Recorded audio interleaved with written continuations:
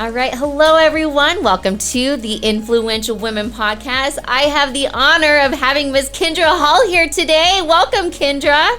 So happy to be here. Thank you so much for having me, Jenny. I'm really looking forward to this conversation. Absolutely. How's life in New York going?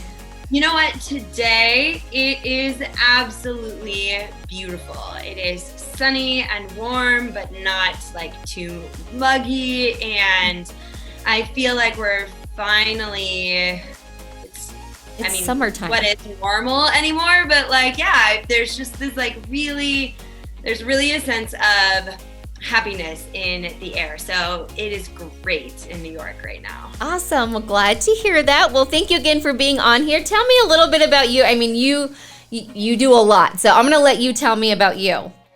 Oh, yeah. Well, so I mean, first and foremost, I am a wife and a mother, which has been a really important role. It always is, but I feel like it was really solidified for me when everything went into lockdown and we were like teaching the kids from home. So I have my son is in 4th grade, my daughter is in 3rd grade.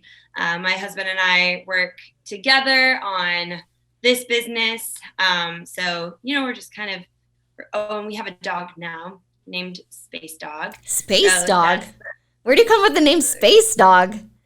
The kids came up with the name Space Dog. It's from a movie called Over the Moon. Okay.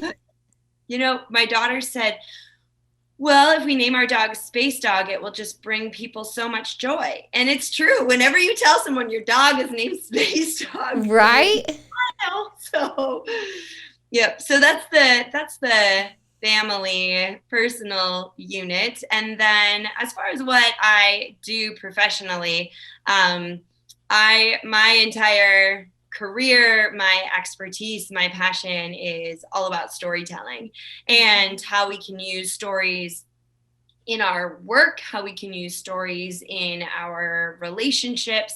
And most recently, my next book that we'll be releasing before too long is all about the stories we tell ourselves. And, with influential women, like there's nothing more influential than a great story. So I share that message through books, keynote presentations, on a podcast. I work with Success Magazine as their chief storytelling officer to help tell some exciting stories from really inspiring people to an audience of achievers. So yeah, actually that is. I love it. There's not very many like chief storytellers out there either. And that's how I first heard about you. You were a guest speaker for Rodan and Fields, one of my friends. And she was like, have you heard of Kindra Hall? And I'm like, no. And she goes, you are exactly like her. You need to follow her. You guys are like identical. And so that's how I found out about you. And so I've been following you. So I kind of know a little bit about you. Might be a little crazy or stalkerish, whatever you want to call it. But I'll take it. Yeah. And so you've just been a blessing to watch. And then, of course, when your book came out, Stories That Stick, it was that is a fantastic book. So if you haven't read it, make sure you get the book. What made you want to write a book? Did you always want to be an author? I think that I've loved writing my whole life. It was always something that, came really easily to me. And I know that it doesn't come easily to, we all have our different talents, and writing was definitely something I could do. So I think I always thought I would write a book, but how you kind of have that idea out there. And really what ended up happening was I started speaking first, doing like 1-hour presentations for like American Marketing Association luncheons. And then that grew where you would have seen me at Rodan and Fields. And, it's one thing to speak for an hour to an audience, but if you have a book, it was kind of my way to answer the questions that would come back to me in email or, some like the audience that I couldn't be in front of on stage because you can only be in front of so many people. Mm-hmm.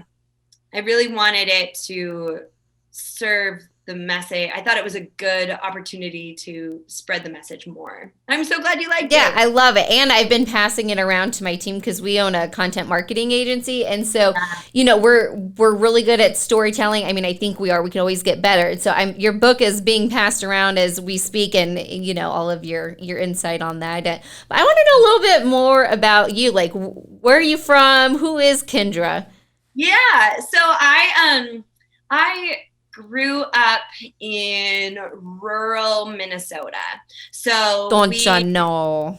I know. I always say I love being from Minnesota because you just have this there was something about living, like surviving the winter every year. Oh, absolutely. It really just makes you. My husband grew up in California, and they just didn't. There wasn't that like natural adversity that you had to overcome just every year. Mm-hmm. Like maybe some winters were less horrendous than others, but it was always going to be winter. And in Minnesota, it was never going to be like a nice winter. So I grew up in rural Minnesota. We had our driveway was a half-mile long, and you would go up the hill and then down a hill and around a bend and up another hill. And I remember in the winter, we had a milkman. I don't know why we had and every winter he would like slide off the side of the driveway. Not every winter. He quit coming after 2 years because it was. He's like, I'm going to leave it at the end of the street, and I'm not going to make those hills again because he can't make it. We can have milksicles. So. But yeah, I grew. I mean, we had it was me, my mom, my dad, younger brother, and sister, and I do remember I would sometimes have to go into work early with my dad. He worked in the Twin Cities in St. Paul. I would have to go in with him because I had an orthodontist appointment or something, and so he would have me as we would come up over the bend and I could see the skyline through the windshield.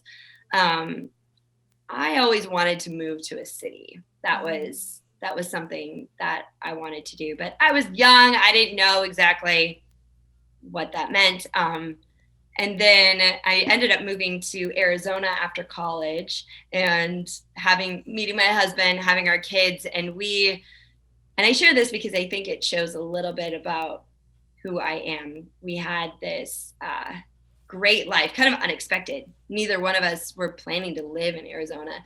And we had just bought our dream house. I had quit my job, started my company. He had actually quit his job so he could work with me. And we were both there. We had our kids. They were in great schools. And we looked around and we're like, so we did it? Like we made it? What? And it was like 3 months of being like, okay, well, this is it. And we got this idea to move to New York City on a whim, kind of. Really? So no reason why? You're like, New York sounds... Had you been to New York before? I'd visited a couple of times. Okay.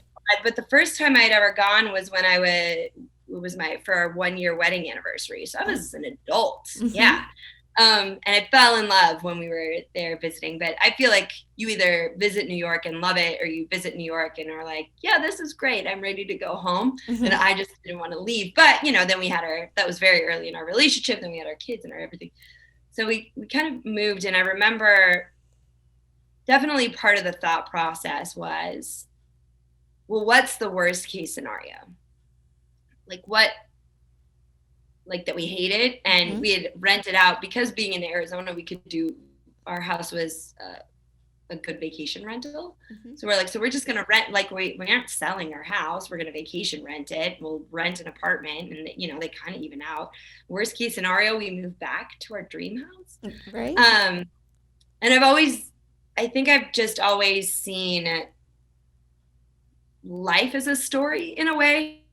So, even if it falls apart, it's terrible. That's just the middle of a story. It's just a chapter. Exactly. There could be good things that come from that too. So, and you've adjusted well. You loving the New York life? Yeah. I mean, the kids?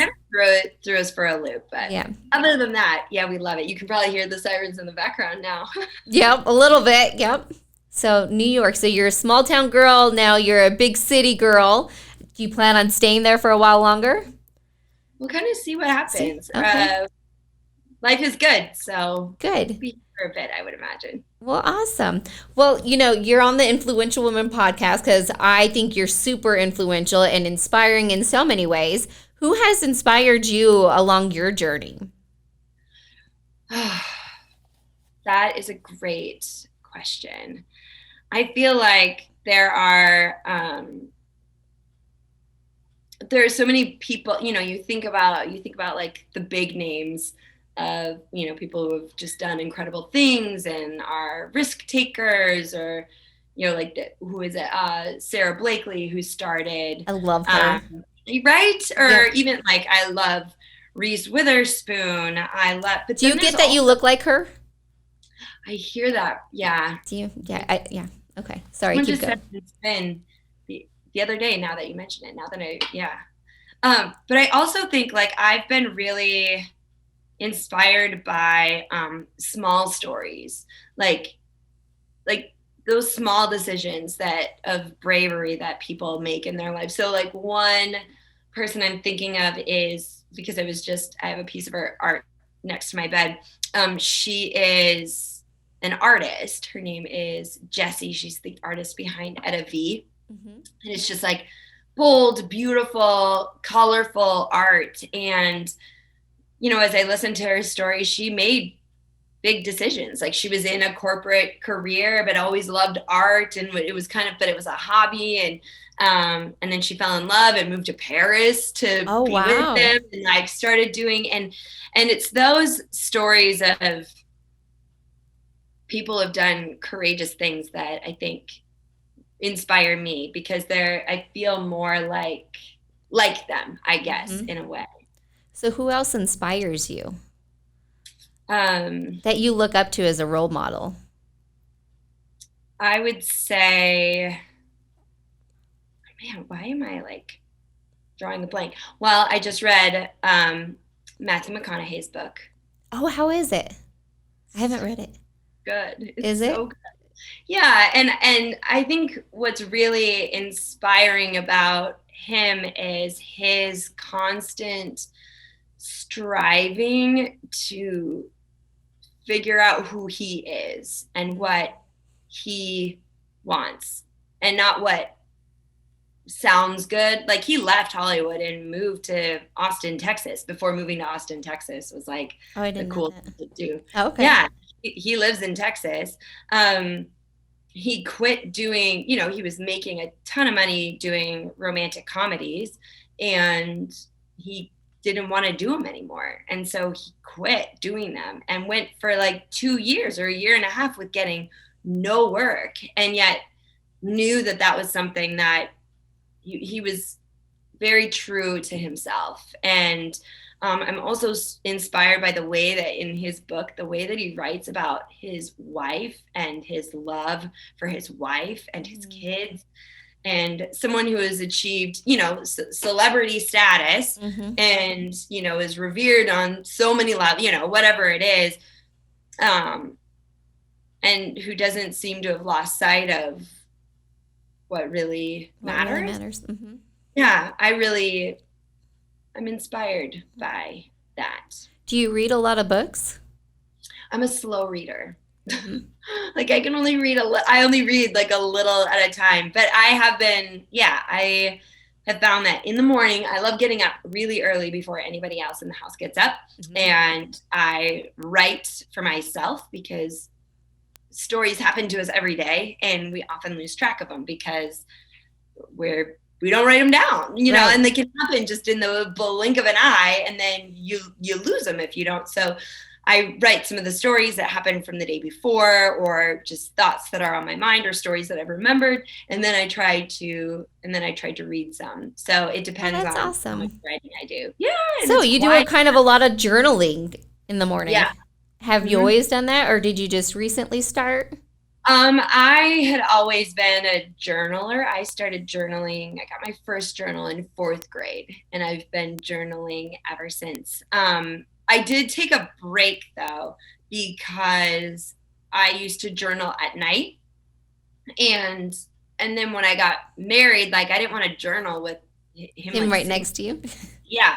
So it wasn't until just a couple months ago that I was like, oh, I will journal in the morning. So I get up early, like I said, and I go into the living room, and then I feel like I have like the privacy I need. So it's crazy how it was such a simple little shift that I hadn't been journaling for over 10 years because of it. And all I had to do was like go in the other room and set my alarm a little earlier. It was weird. Good for you.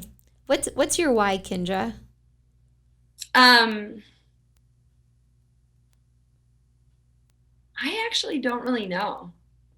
I think that's one of those questions that doesn't necessarily, I kind of like, I think my why is trying to figure out what my why is. I love that answer. That's what I would, you could say like, oh, it's to have an impact on X number of lives or something about my family. And that's all part of it. But like, I think my why is I really feel like I was put here I feel like we all are. We're all put here for a purpose. Absolutely. And my why is to like figure out what that is before I die. And so you can approach that with so much enthusiasm then. Like, what is and I don't know, I think it's kind of like that house that we had and we're like, oh, we made it. Like, I don't think you ever officially figure it out. Well, too, and that was my question. Like, when did you feel like you made it? But you already had that moment like, okay, this is it, What obstacles have you come to get to where you felt like, you made it? I think that, and maybe for women especially, there's a lot of doubt, right? So even for what my career is. So I told my first story when I was 11, and it was like this magical experience, and I remember it very clearly, and it started something. Like, so I was 11 and knew that was your first storytelling experience. It was an assignment for 5th grade. So I was supposed to go read a book to a third. It was like, our whole class had to do it. It was like it was at the end of the school year, and we each had to choose a book and go read it to a classroom. And I remember showing up in the classroom, and the girl that went before me read the book, I'll like you forever. I'll love you for always. That as long as you're living, my baby, you'll be. And the kids were just like, oh my gosh, they were so bored by it. And then it was my turn, and it was at the end of the day. And so I decided just to liven up my story, and instead of read it from the book, I pretty much had it memorized. So I decided just to tell it. And then like the teacher that I told who was in that classroom, like came back and told my teacher that like something crazy happened. Like it was really, and so then my teacher cool. Sent me to all the other, it was a small school. Word got around, and I just went to every classroom in the school telling the story. So it was definitely one of those situations where I got a ton of affirmation that like, you're on to something here. Like, that's awesome. And it's such a young age. And I was 11, right? Yeah. So, but the problem is, it's like, so I could tell and it wasn't even my story. It was just a children's book. So I can tell a good story. Like, what do you do with that? You can't. And so the next, like 20 years, we're trying to figure out what to do with that. And I would tell stories at like church for Bible school. I told stories like for talent show. It was like a party trick kind of for a while in college. And then because what did you go to college for? Communication. Okay. The most general education. Yeah. I'm a communicator. But then in college, I started researching, like I had an independent study in college, and it was like a week before it was due. It wasn't that bad, but it was close. That this project I'd been working on all semester was supposed to be done. And I was like, oh yeah, I'm doing a storytelling to create a storytelling matrix to analyze the health of a culture of a company.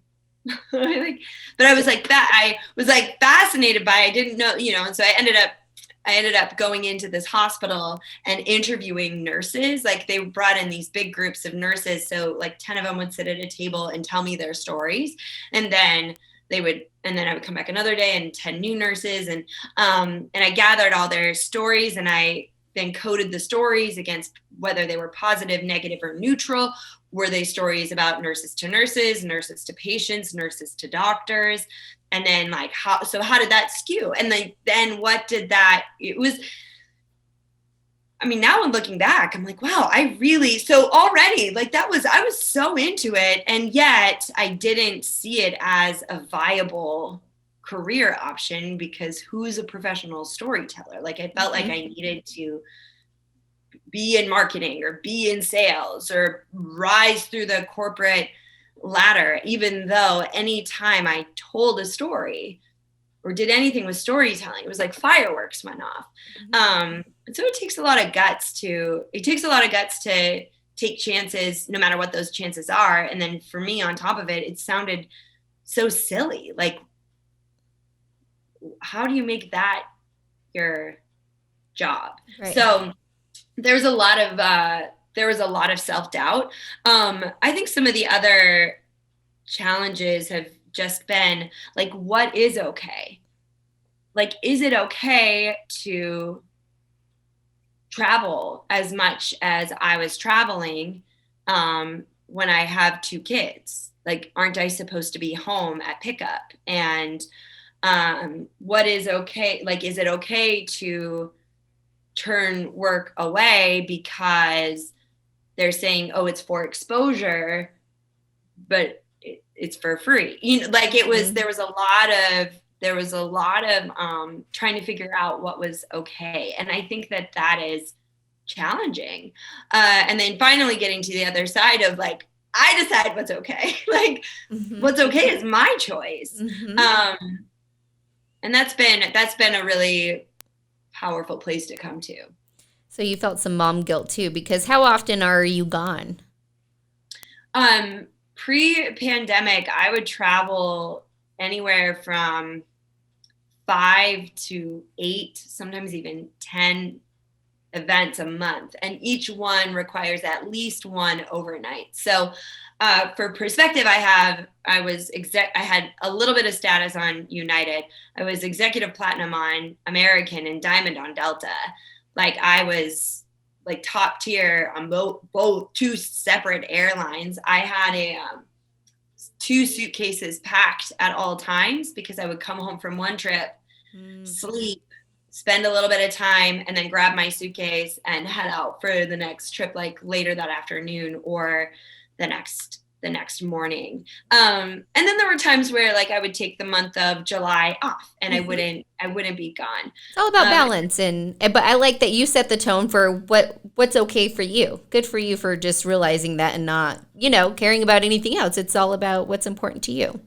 Well, knowing that what's important to me changes slightly, like you're allowed to experiment. You're allowed to be like, okay, well, if this month is really quiet, is it okay for me to go really crazy this month? And then you're like, no, I can't, I need more, like it's all an experiment, and that'll be different for everybody. Obviously I'm talking about speaking at events, but I think it was actually Reese Witherspoon. That's just why she inspires me. She was talking about ambition, and that it isn't a dirty word, and that you're allowed to be ambitious. And it's kind of trying to figure out like how much is too much. I think we all have some. So what do we do with it? Right. When you got to do something with it. So what's next for you? I mean, you're writing another book that's coming out soon. Yeah. What's next? What else are your goals in life? I know. I have another book coming out. And what's that called? Well, it hasn't technically like been announced, but Oh, it's okay. supposed to be posted any day now. So I'm just gonna tell you. Well, Quit it. no, I can't tell you yet. So in a couple days, Okay. after you hear this, You can tell look me. me up look me up on Amazon and you'll be able to like Well, it won't come out till next Wednesday anyways. I know, I'm wondering, hold on, let me see. I'm excited for you. That's awesome. You're writing another book.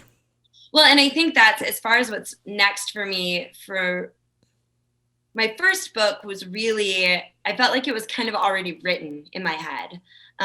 Like it was already, it was one of those that was 8 years in the making. Like I was ready to write that book.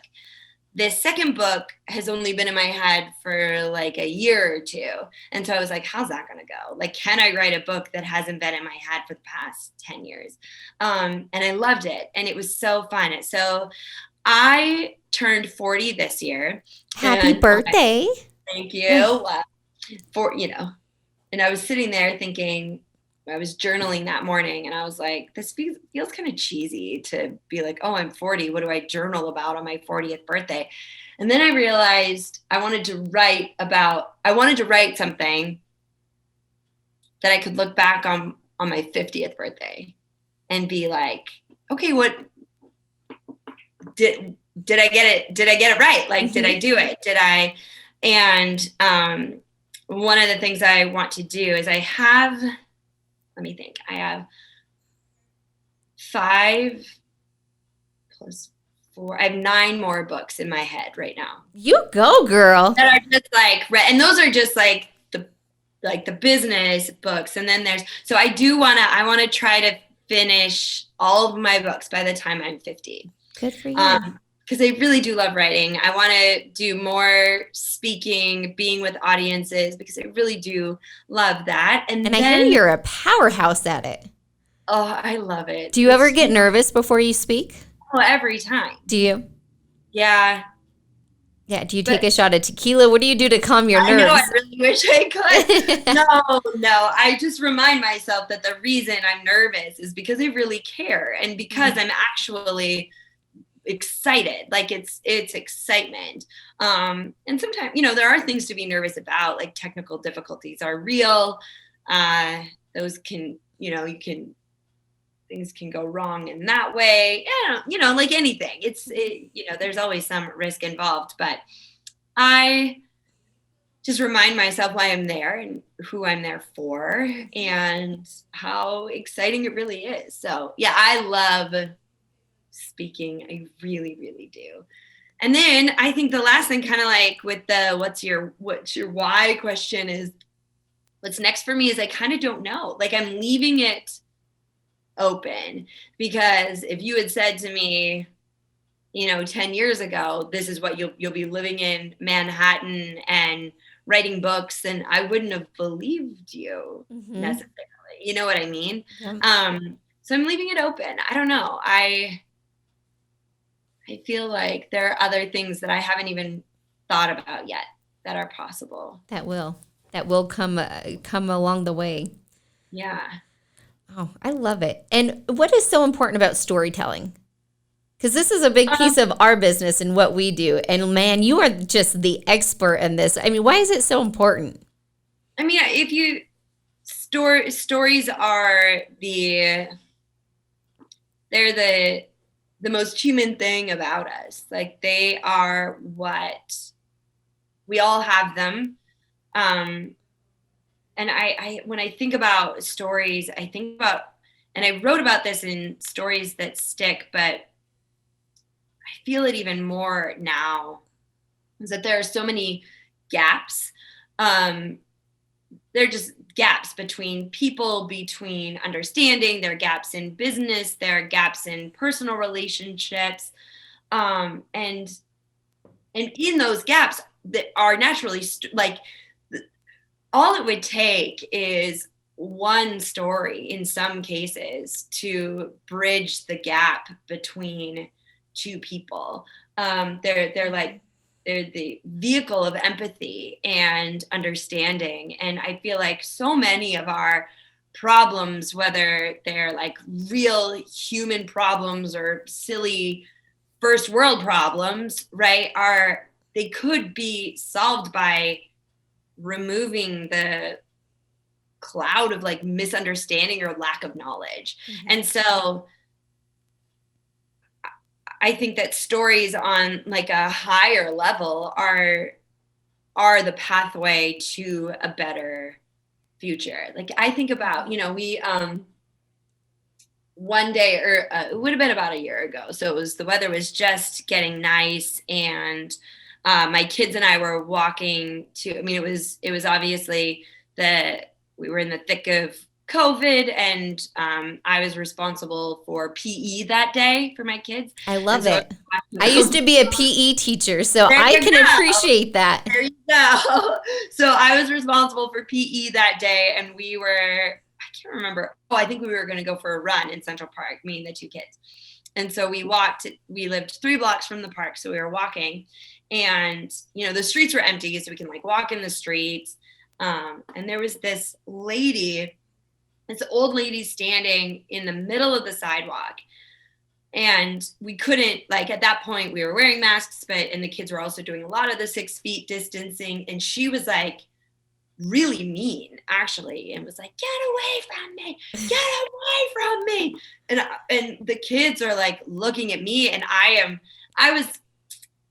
wasn't the best human back then. I was on my last thread of like, I am teaching PE so that you are safe. You need to go back into your house. Like, go back, go home. Don't stand on the street corner.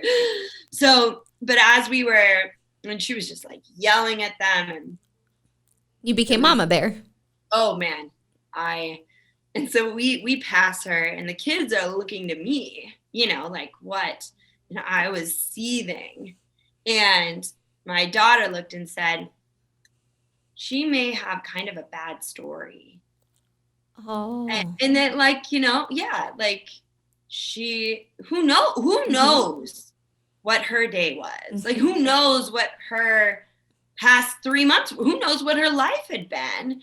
And her yelling at us on the street is likely an expression of her stories, whether they were from that day or from 300 years ago. Do your kids tell stories too?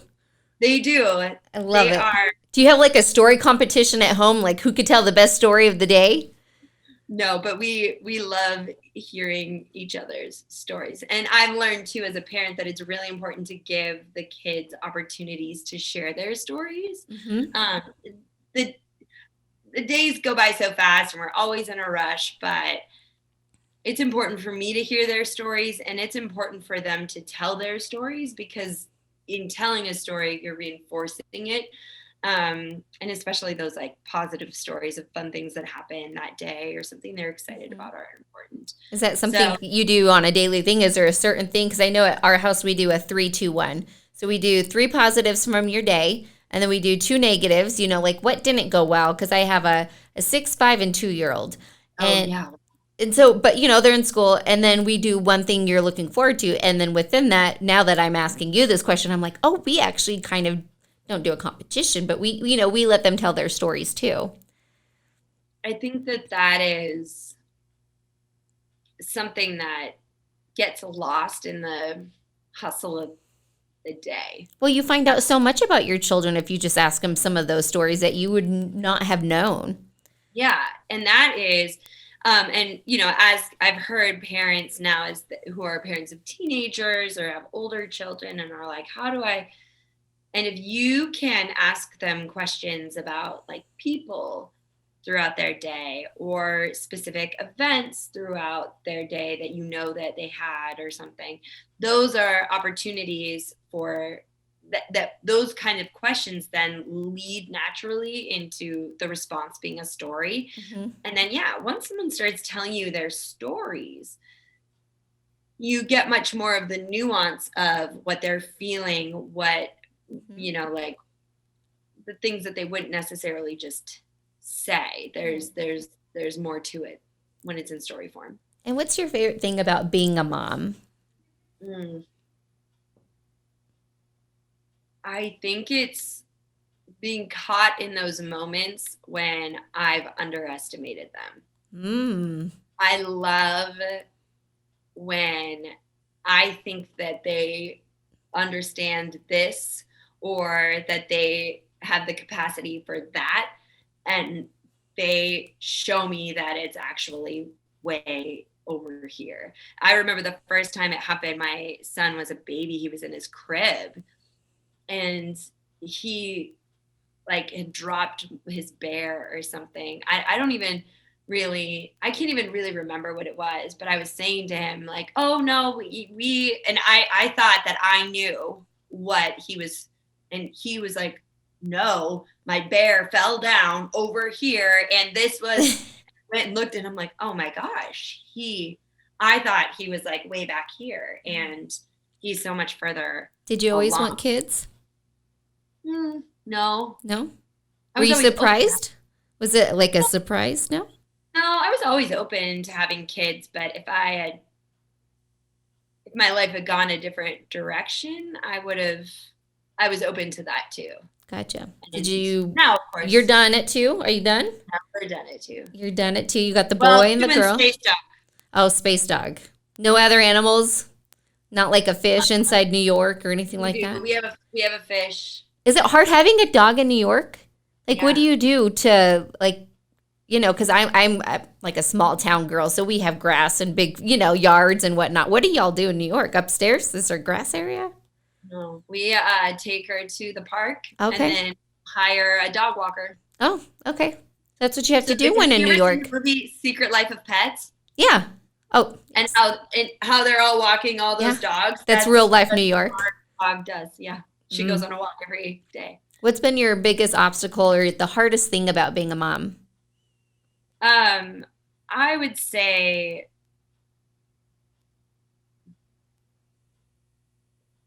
I'm just thinking of all the hard things. There's so many, but then sometimes it's so easy, right? I know. I would say just the weight of it, I guess. Like really realizing that and being so imperfect. I wouldn't call myself a full-on perfectionist, but I like to do things right. And I know that I do so much of it wrong. I think I do a lot of it right. But when you're caught in one of those moments where you're like, wow, I think I did that wrong or not good enough, or like that's the hardest thing. Or someone once said to me, a mother can only be as happy as her least happy child. And that was, and of course it's not just like, oh, I'm happy and you're happy. But it was when my son would always be sick. Like he just had this terrible cough or asthma or something that would come around like every Halloween all the way until like March. And he would just be, it was terrible. And I just didn't feel like myself. And then somebody said, well, because part of yourself is your child and he's miserable. And your husband, you guys have a great relationship? Yeah. How long have y'all been married for? 12 years. And what's your key to a successful marriage? It sounds really cheesy, but it is communication. Oh, that's my word. That's why we work. Yep. Yep. And I'm talking like a lot of it. And he is not a communicator, and I'm an over communicator, so it works. What's his favorite thing about you? He says my enthusiasm. You are. And where do you get your enthusiasm from? Like, you're just positive and fun. Like, where do you get it? Just always been that way? Yeah, I think I told my sister, we were having a conversation about this. I'm like, I'm pretty sure this is my soul's first time around the earth. Like, it's my first go. I am a brand new soul.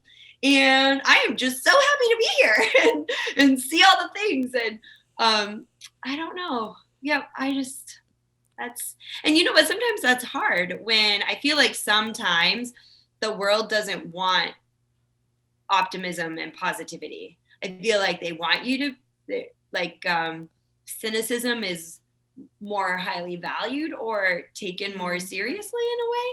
And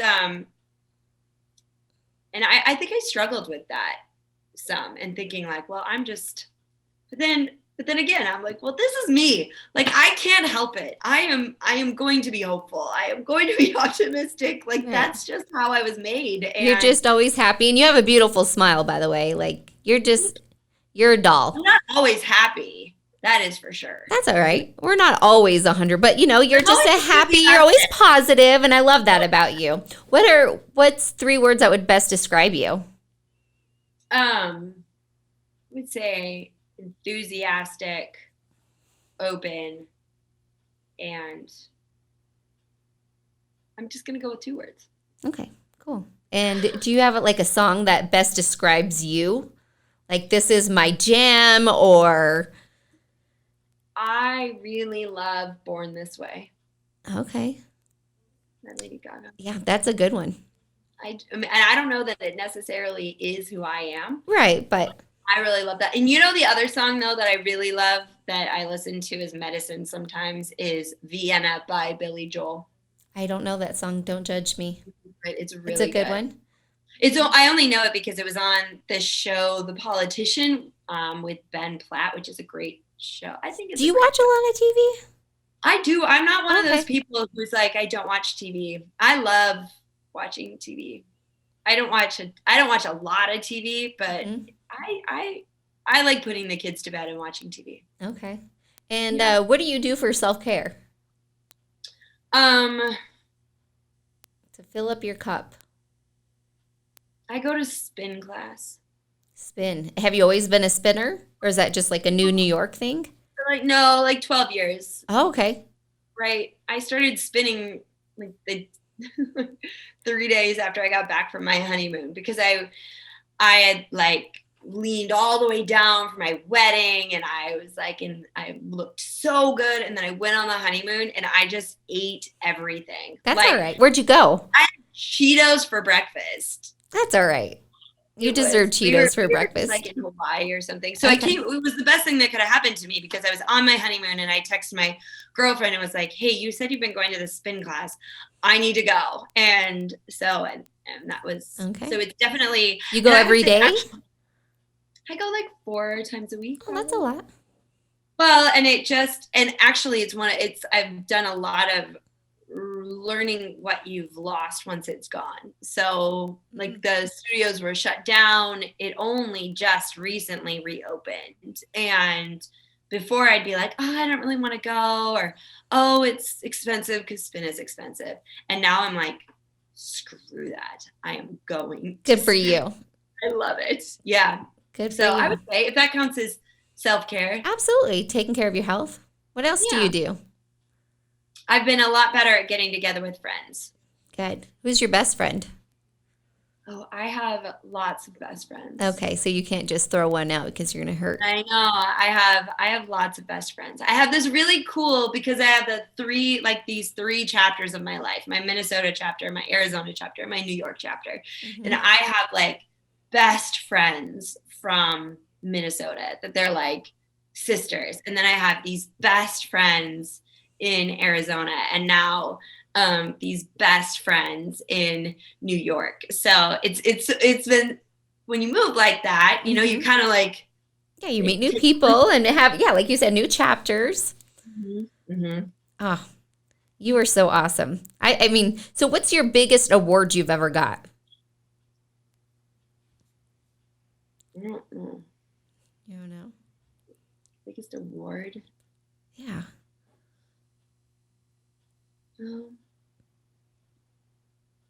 Well, Stories That Stick was a Wall Street Journal bestseller. There you go. That was, And how That do you was- get to be a bestseller? My husband just wrote a book, so I'm kind of now into the publishing world and, you know, yada, yada, yada. But what, I mean, a how lot do you of get there? work. That's something that I will say. Did you promote is it a that- lot? Did you do a lot of events for it too? Well, I was naturally doing events because Okay. I was doing events, but we just went, I mean, when people would pre-order the book, they could go to a website and upload the screenshot, put in their address, and I would mail them a signature, like Okay. so that they could stick it in the book when it came. I would send personalized, like I would film videos saying, "Oh my gosh, Susan, thank you so much for buying my book. I can't wait for you to read it when it comes out. And then I would send it, and then I would do. So there was a lot of, I think if you have a goal for your book to be a bestseller, you've got to sell your book. Gotcha. Yeah. Awesome. You're so awesome. You are. And what hobbies do you have? Do you have, like, what do you do in New York for, besides? Oh, we love like walking around. I mean, just walking around in the city is amazing. So I love What's your favorite thing about New York?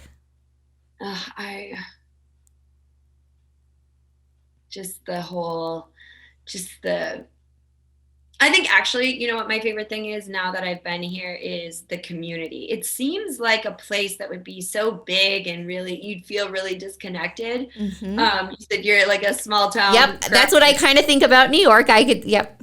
Yeah. Because we know everybody here and you're well connected. That is how New York feels. Like like the owner, like the guy who runs the grocery store that I go to, like, waves at me as I walk by on the sidewalk. Like I can't, you make relationships, like they go deep, fat, like there's something here that you just wouldn't, and unless you wouldn't know it unless you lived here, but like you feel very strongly towards the people that you encounter. Do you remember the song on Sesame Street? Like, who are the people in your neighborhood? Yeah. Yep. But like that's what that song was about. Like there's like the florist that used to, in our old building, we lived on top of there was a flower shop. They always have little flower shops in New York. That's cute. I like that. Yeah. And the guy, like, and I don't know his name actually, but like he would always see us. They would give us like little plants as we would go. There was a cat at the flower shop named Rosie, who knew my kid. Like the doorman, as I walk home from spin every morning, the doorman 3 buildings down. Now, he sees me walk by every day and he's standing outside at the same time every day. And you just, and there's just this sense that if something were to happen, you have a whole city of people, like a whole community of people who would help you, who would be there for you. And I think that's the thing I love most about it. I feel so deeply connected here. That's awesome. It's really surprising. It feels like a small town.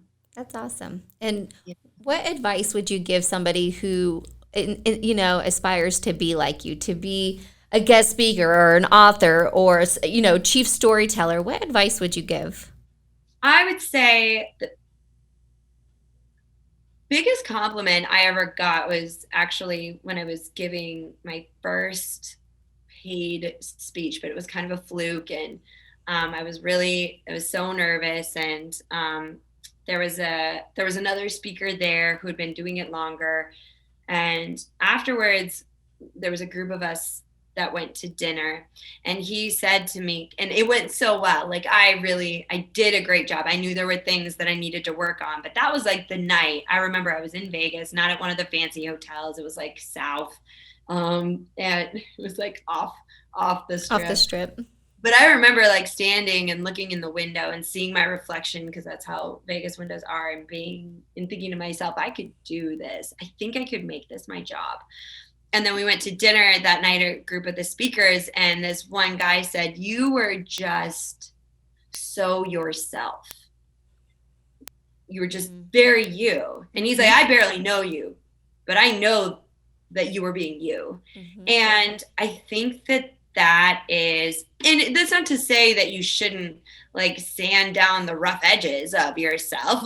Like there's definitely something to say for self-improvement, but for anyone who is dreaming of whatever it is, whether it's the career that I have or any career, the best thing, the faster you can become comfortable with really being you, mm-hmm. I think that's the secret. That's I love that. Definitely just be you. And sometimes harder than it seems. No, I love being myself, so I think that's great advice. Absolutely. And what's something that nobody knows about you? Ooh. Oh,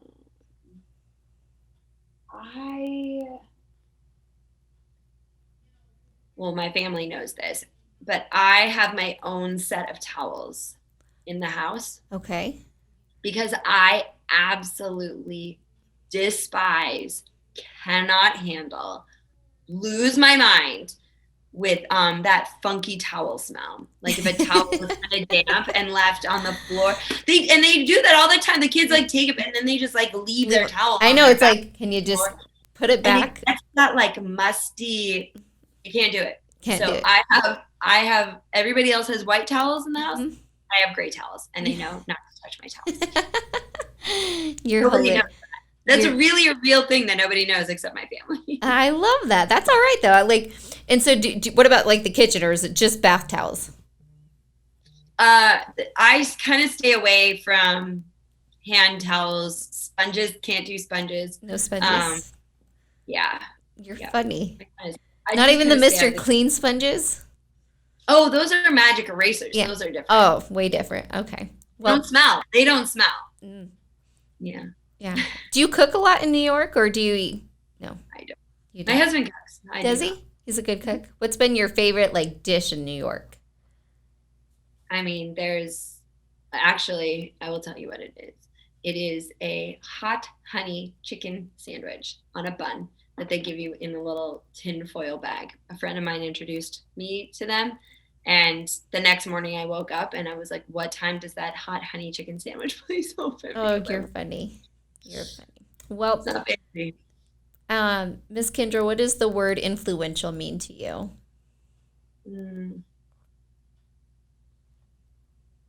I think for me, I